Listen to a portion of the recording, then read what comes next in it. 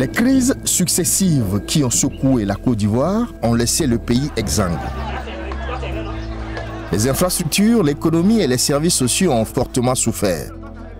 Les revenus des Ivoiriens et de l'État ont chuté. De 2006 à 2016, la Banque africaine de développement a financé plusieurs programmes pour aider le pays à se reconstruire. Dans quel secteur est-elle intervenue? Qu'est-ce qui a marché et qu'est-ce qui n'a pas fonctionné et pourquoi? À la fin de son intervention, une évaluation des programmes de la banque est lancée. Elle est dirigée par IDEV, l'évaluation indépendante du développement.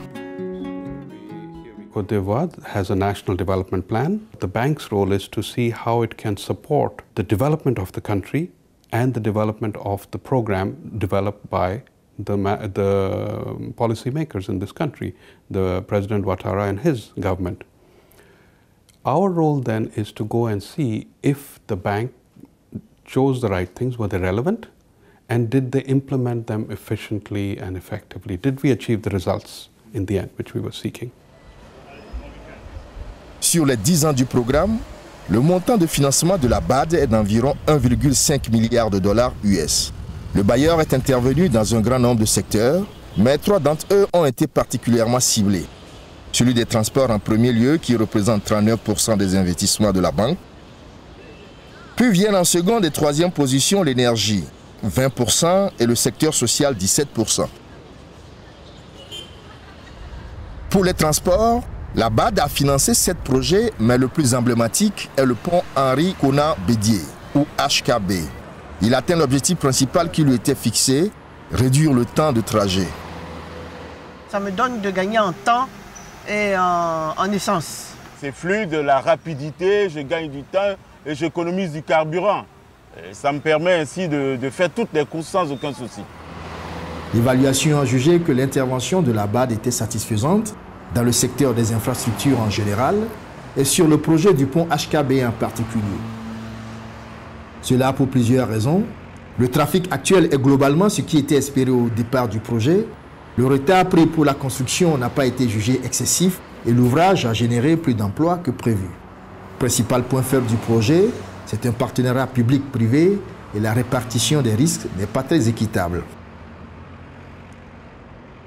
Ce stade, il n'est pas financièrement rentable, alors que l'État ivoirien est le seul à supporter, à garantir la rentabilité financière de ce projet.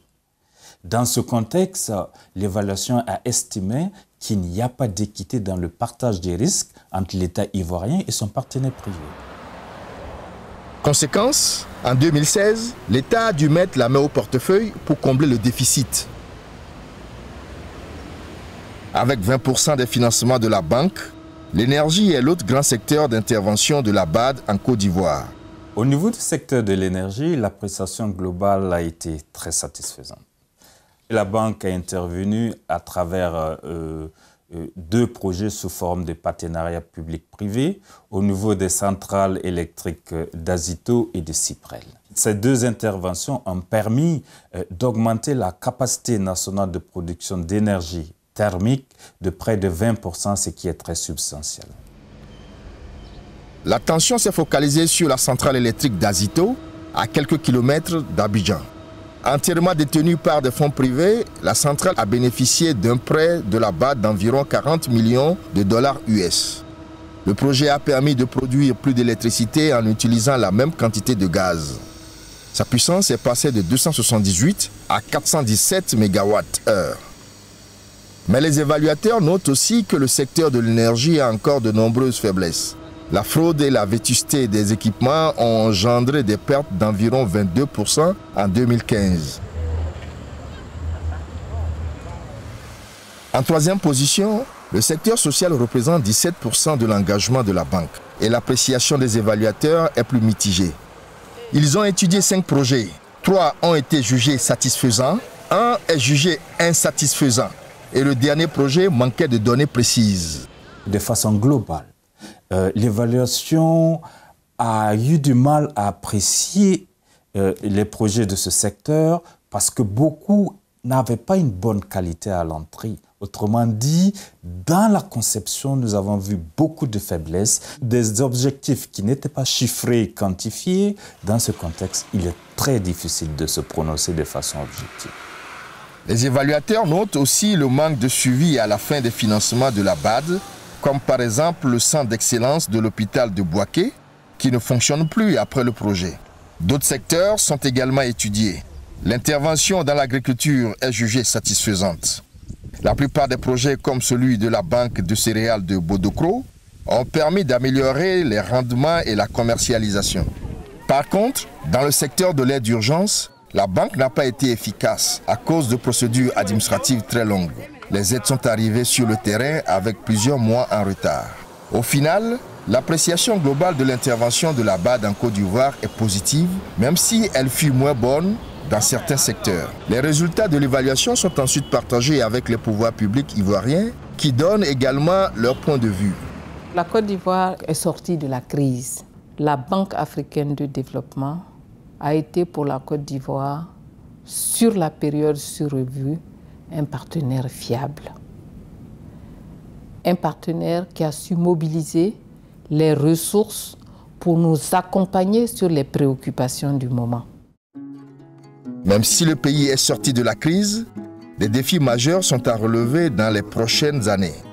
La Banque africaine de développement étudie actuellement sa nouvelle stratégie d'aide à la Côte d'Ivoire.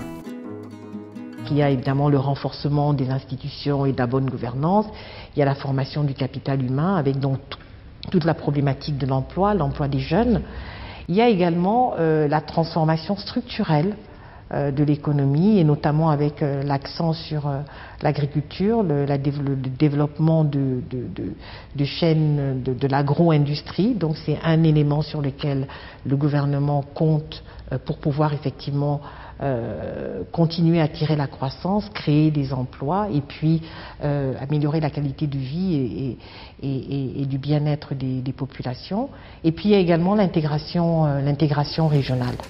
L'évaluation de ces précédentes interventions a aussi permis de tirer des leçons et les évaluateurs font des recommandations à la banque pour améliorer ses engagements. Dans ce contexte, pour la banque, pour améliorer davantage sa performance, devrait être plus attentif à un certain nombre d'aspects, notamment l'aspect inclusif de ses interventions, la qualité à l'entrée des opérations, la qualité du suivi des opérations, ainsi que la durabilité. La balle est désormais dans le camp de la BAD. La nouvelle stratégie devra à la fois tenir compte des priorités de l'État ivoirien et les leçons tirées des programmes précédents. Ce sont les conditions nécessaires pour rendre son aide plus efficace et in fine améliorer le sort de tous les Ivoiriens.